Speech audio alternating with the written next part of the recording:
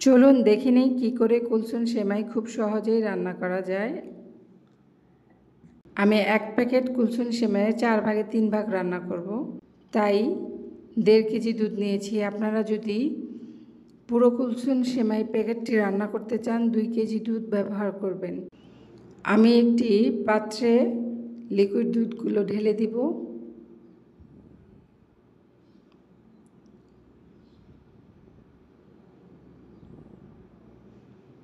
এবং ইন্ডাকশনে রান্না করব, ইন্ডাকশনটি অন করে দিব। আমি 88-তে রেখে চুলাটা লক করে দেব। বলক এসে যেন না পড়ে। 4 টুকরো দারচিনি দিয়ে দিব,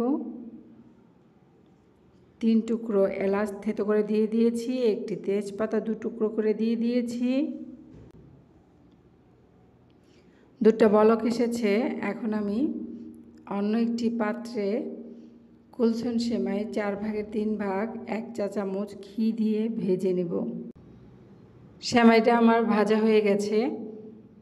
আমি বলক আসা দুধের মধ্যে ঢেলে দিব।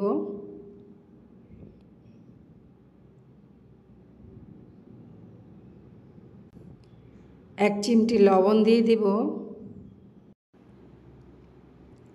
আমি সেমাই বারবার নেড়ে নিব যাতে তলানিতে লেগে না যায়। আধা কাপ চিনি দিয়ে দিব। পুরো প্যাকেট রান্না করলে আপনারা চিনির পরিমাণটা বাড়িয়ে দিবেন।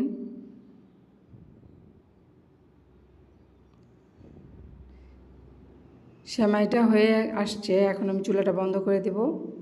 আমি একটি সার্ভিং বলে সেমাইটি বেড়ে নিয়েছি, তার উপরে কিছু কিশমিশ ও কাজু বাদাম দিয়ে গার্নিশ করে নিয়েছি। আমার পরিবারের আমি ছাড়া সবার অ্যালার্জি, তাই আমি নারিকেল কুড়ানো দিলাম না। আপনাদের যাদের নারিকেলে অ্যালার্জি নেই তারা ব্যবহার করতে পারেন। রেসিপিটি বাড়িতে ট্রাই করতে পারেন।